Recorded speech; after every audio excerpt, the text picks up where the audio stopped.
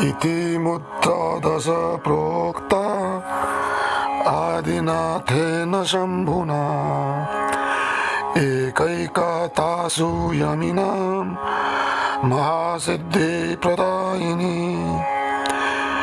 उपदेशं हि मुद्राणां यो दत्ते साम्प्रदायिकम् स एव श्रीगुरुः स्वामी साक्षादीश्वर एव सः.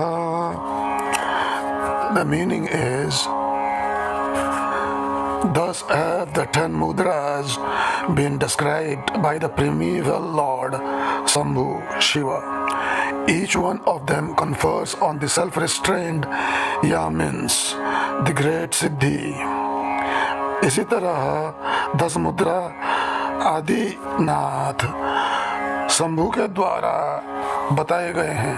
इनमें से एक भी मुद्रा को आप साध्य कर लें तो इससे महासिद्धि मिलती है.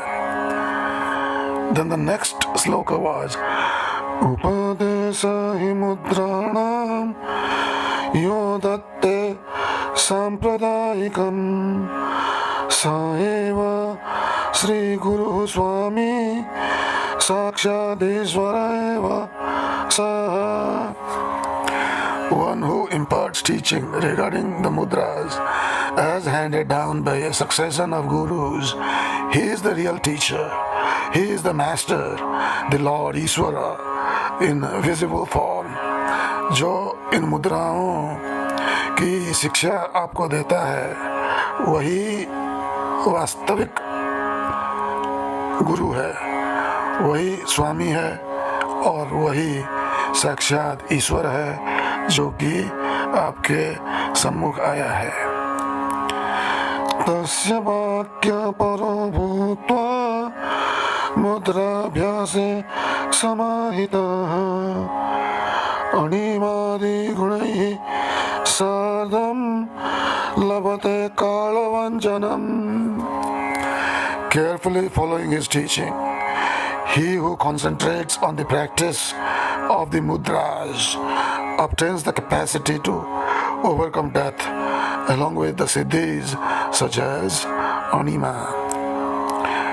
सावधान पूर्वक उसकी शिक्षा को ग्रहण करते हुए जो इन मुद्राओं की अभ्यास को सार्थक करता है वह कालवंचन करता है, वह काल को जीत लेता है और उसके साथ अनिमा आदि सिद्धियां उसको प्राप्त होती हैं.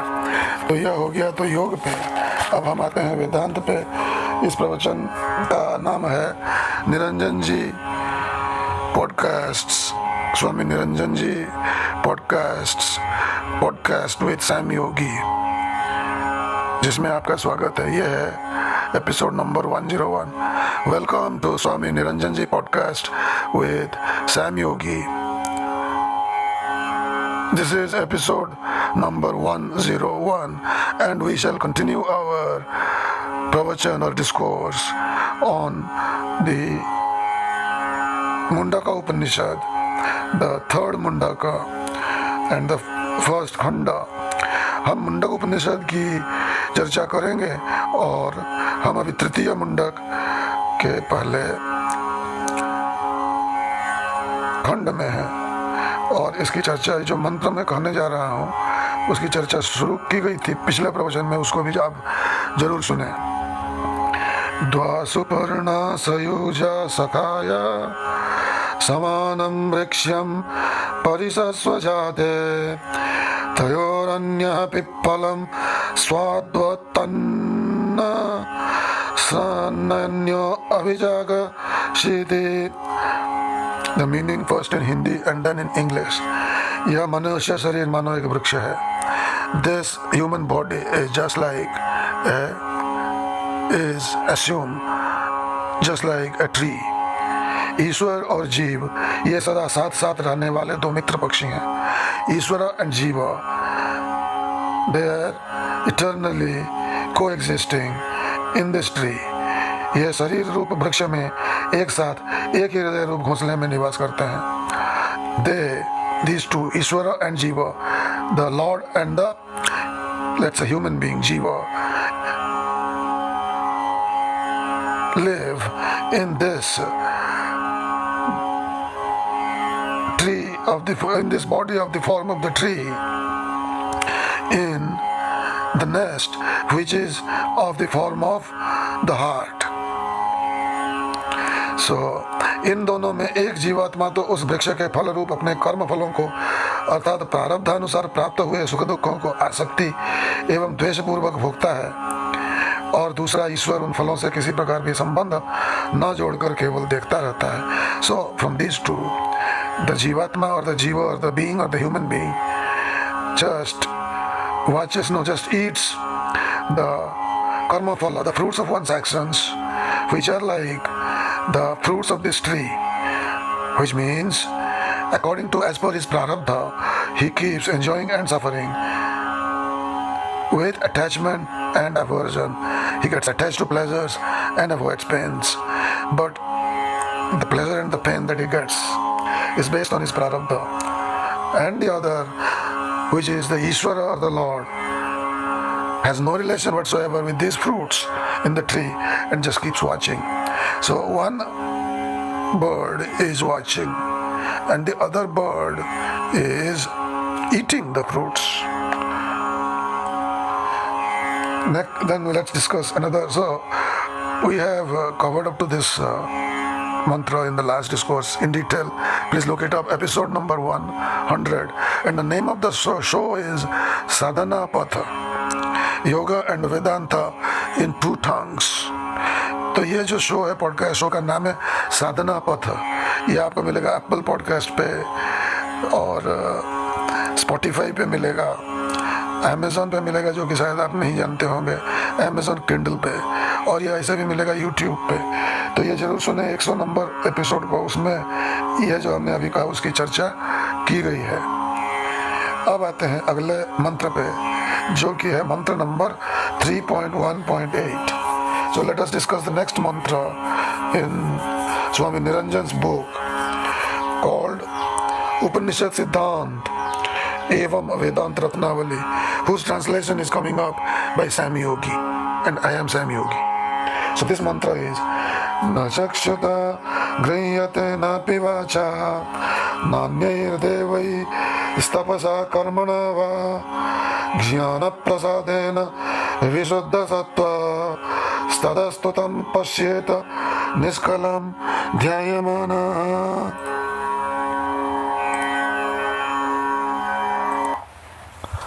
वह परमात्मा न तो नेत्रों से, न वाणी से और न दूसरी इंद्रियों से ही ग्रहण करने में आता है.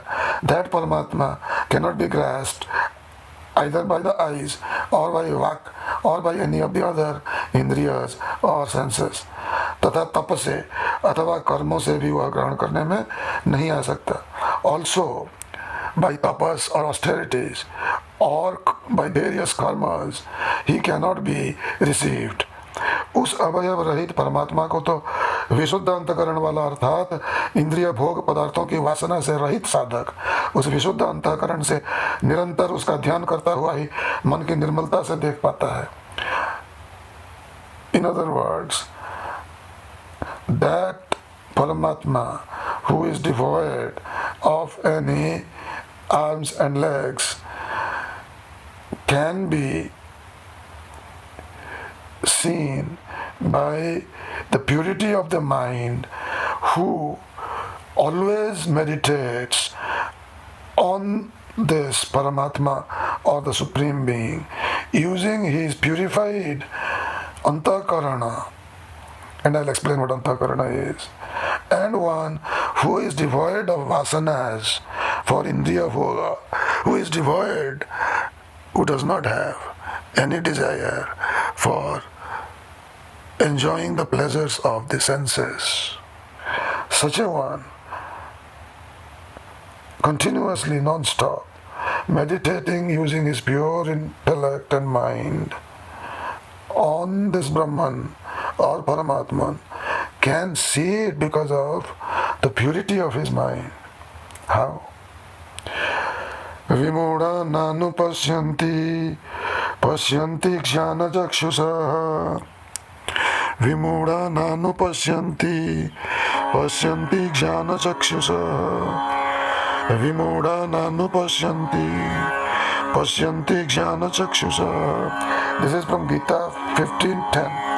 गीता अध्याय 15 श्लोक नंबर 10 में यह लिखा गया है. क्या? विमूढ़ा नानुपश्यन्ति पश्यन्ति ज्ञानचक्षुषा. विमूढ़ा इसे देख नहीं पाते. जो विमूढ़ है, जिनको ज्ञान चक्षु मिली है, वही देखते हैं. So the deluded fools cannot see the supreme being. Who can see it? Those who have the eyes of jnana. Through those eyes of the form of jnana or brahma jnana or the knowledge of Brahman can see Brahman. Next verse I will quote is Gita 13:18. Gita verse 18 from chapter 13. Jnanam jneyam jnanagamyam hridhi sarvasya vishtitam gurur brahma gurur vishnu gurur devo maheshwara jnanam jneyam jnanagamyam hridhi sarvasya vishtitam. So this can be known by jnana, and this jnana is to be sought after. Jnana meaning Brahma Jnana, the knowledge of Brahman. And this Brahman is available and resides in everybody's heart. Now in Hindi, तो ये जो ज्ञान है, इसे ही पाना चाहिए, इसे ही जानना चाहिए. यही ब्रह्म ज्ञान है और यह ब्रह्म सबके हृदय में स्थित है. Now let's move to the next खंड, which is द्वितीय खंड, the second खंड. अब हम चर्चा शुरू करने जा रहे हैं तृतीय अध्याय का द्वितीय खंड, तृतीय मुंडक का द्वितीय खंड. नायमात्मा प्रवचनेन लभ्यो न मेधया न बहुना श्रुतेन यमे वैष वृणुते तेन लभ्य तस्यैव आत्मा विवृणुते तनुम Swam. So what is this mantra? It is mantra number 323 of the Mundaka Upanishad. And this mantra says, first in Hindi, यह आत्मा न तो प्रवचन से, न बुद्धि से और न बहुत सुनने से ही प्राप्त हो सकता है. This atma cannot be obtained by pravachana or discourse, neither through the intellect nor through listening a lot to such discourses as the one that you are listening to. यह जिसको स्वीकार कर लेता है उसके द्वारा ही प्राप्त किया जा सकता है. The one that this accepts, such a one or by such a one can this be obtained. लेकिन यह पक्षपात रहित परमात्मा उसे ही स्वीकार करते हैं जिनको परमात्मा के पाने के लिए परम उत्कट इच्छा होती है. So this impartial Supreme Being accepts such a one who has a deep desire to obtain this Paramatma. जिस मन को उनके बिना जलविहीन मछली की तरह तड़प लग रही है, यह परमात्मा उसके लिए ही अपने यथार्थ स्वरूप को प्रकट कर देता है. The one whose mind is craving for the Paramatma or the Supreme Being, just like a fish which is taken out of water craves for water. In a similar manner, one who craves to know Brahman, only to him this impartial Brahman reveals its true glory. Now what is this true glory? यह यथार्थ रूप क्या है? यह माया से परे है. जो माया आपको ग्रास लेती है, जिसके चपेटे में आप हैं, यह उसके परे है. So what I just said in Hindi is this Brahman is beyond Maya or illusion. You better stick with the word Maya. Maya is more than illusion, as I describe in one of my 2 books. I think it's a book called Illusion, Ignorance and Illumination by Sam Yogi. You can look it up on amazon.com in USA and amazon.in in India. So in any case, this Maya grasps you or has ensconced you, and you are comfortable within this Maya, aspiring, striving, desiring. यह माया प्रबल है जो कि आपको पिरोए हुए, आपको वश में किए हुए है, इसलिए आप ईश्वर के यथार्थ स्वरूप को नहीं देख पाते. This Maya has engulfed you, and because of which you cannot see the real self or the real Brahman, which is one and the same thing in non-dual Brahman, non-dual Veda or Vedanta, the knowledge of Veda, which is non-dual. You cannot see it because you are stopped by Maya. Maya stops you.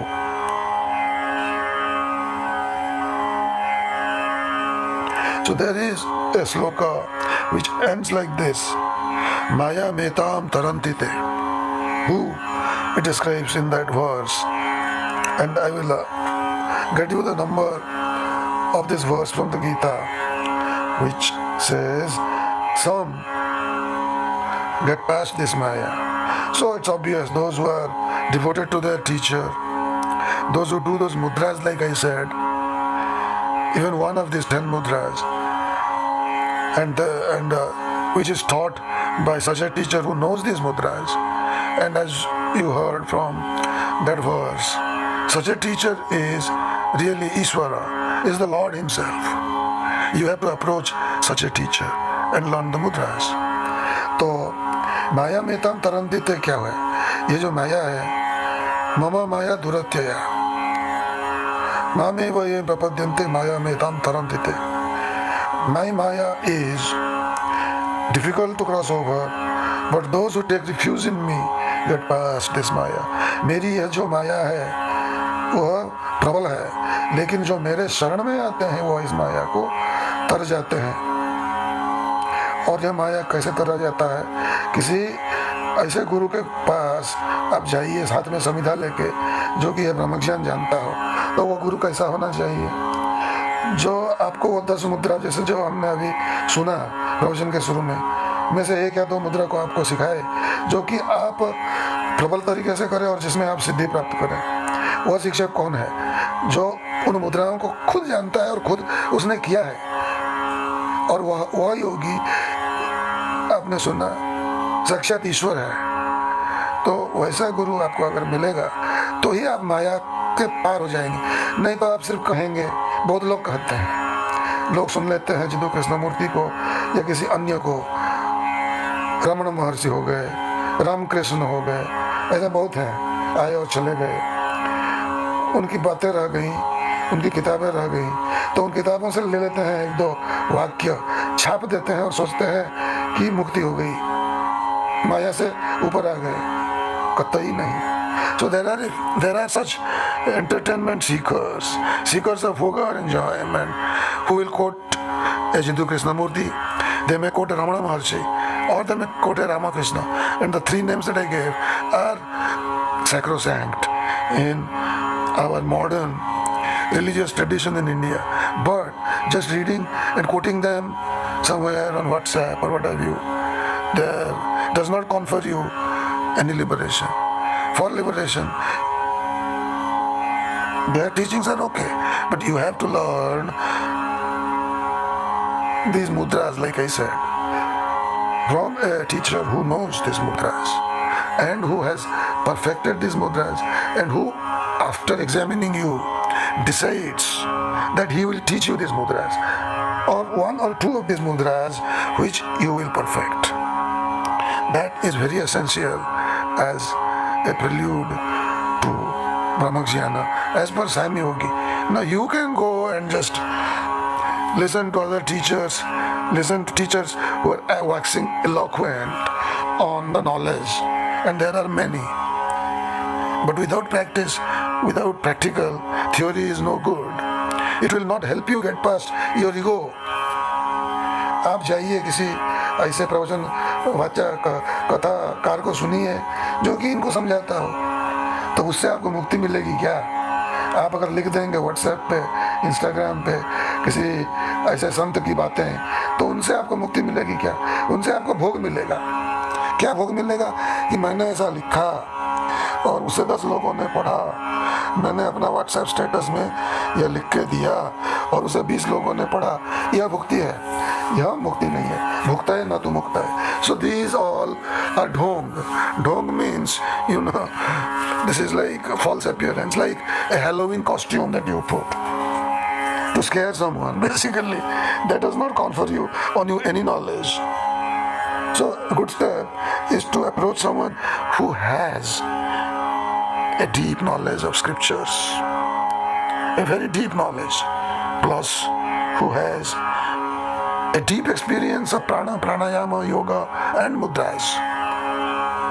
One who has actually raised his kundalini. तो ऐसा शिक्षक चाहिए आपको जो कि इन शास्त्रों को गहन रूप से जानता हो, आपको सिखा सकता हो, और जो कि योग में सिद्ध हो, प्राणायाम आपको सिखा दे, जैसे कि आपका मन शुद्ध हो जाए। अगर आपकी वाणी शुद्ध नहीं होगी तो आप आगे कैसे बढ़ेंगे? जैसा खाओगे, हमारे गुरु कहते हैं, निरंजन जी महाराज अभी जीवित हैं, कहते हैं जैसा खाओगे अन्न वैसा बनेगा मन, और जैसे पियोगे पानी वैसी होगी वाणी। So my spiritual teacher, Swami Niranjan Ji Maharaj, is still living. He says, as you eat your food or arna, so becomes your mind or mana, and as becomes your speech or vani. As how becomes your speech or vani? As you drink your water or pani. Pani is water, pani in Hindi. The water that you drink, the fluids that you drink decide your speech. If you drink alcohol, then your speech will be one kind. And it's not just drinking alcohol. What you drink and eat with your senses. Are you always after these sensuous things that you see? आप पानी क्या पीते हैं, उसका अर्थ ये हुआ कि आप भोग क्या रहे हैं, आप खाना क्या खाते हैं, उसका अर्थ ये हुआ कि आप किस तरह का भोग कर रहे हैं इंटरनेट पे।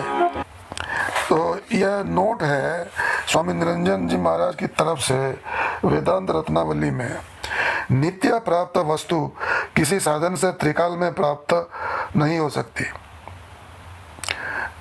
That stuff which is always achieved or received or obtained in the three kalas can never be obtained by any means, any sadhan.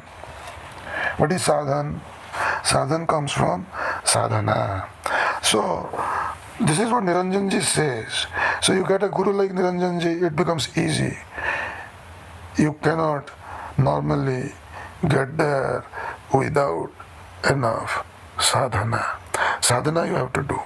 So there is a beautiful book, Sadhana by Swami Shivananda of Rishikesh.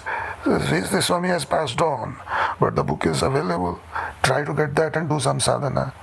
Or try to approach a guru who can teach you these mudras and yoga. I have also a video on pranayama on YouTube. You can look it up. Under Sam Yogi, it's called Vastrika Pranayama. Might be. I'll tell you tomorrow what exactly it is. तो हम आपको ये कह रहे हैं कि आप YouTube पे मेरा एक है वीडियो है, वो प्राणायाम भस्त्रिका पे है, अंग्रेजी में कह रहे हैं लेकिन दिखा रहे हैं करके, तो आप उसको देख सकते हैं।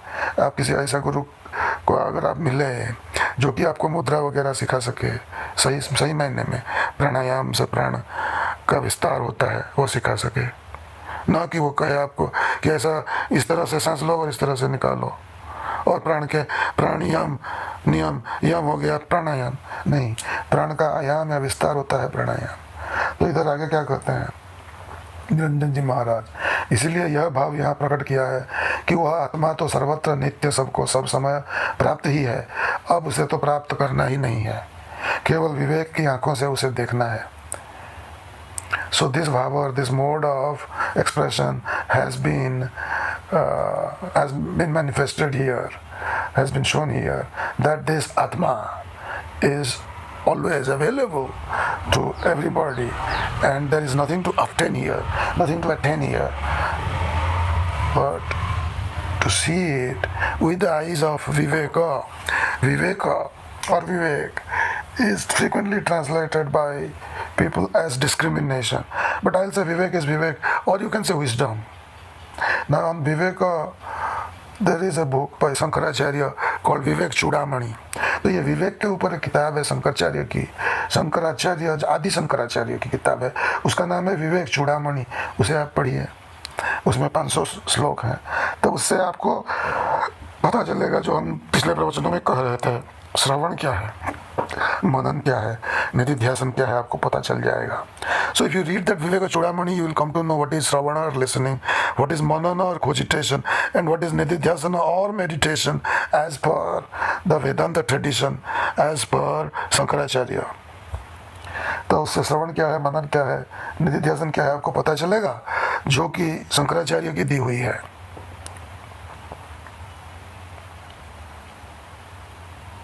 तो प्रवचन तो आज का लंबा हो गया अभी. तो अगला मंत्र है, अच्छा है मंत्र, बहुत सुलभ है.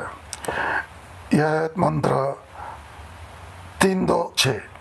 So this is mantra number 326 that we will listen to next, and then we will discuss this mantra in the next discourse, which will be next podcast. That will be episode 102. वेदांत विज्ञान सुनिश्चितार्थाः संन्यास योगाद्यतयः शुद्ध सत्त्वाः ते ब्रह्मलोकेषु पुरान्तकाले परामृताः परिमुच्यन्ति सर्वे.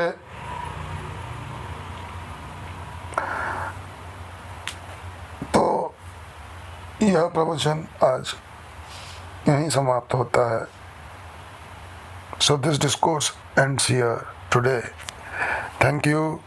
You have a wonderful day.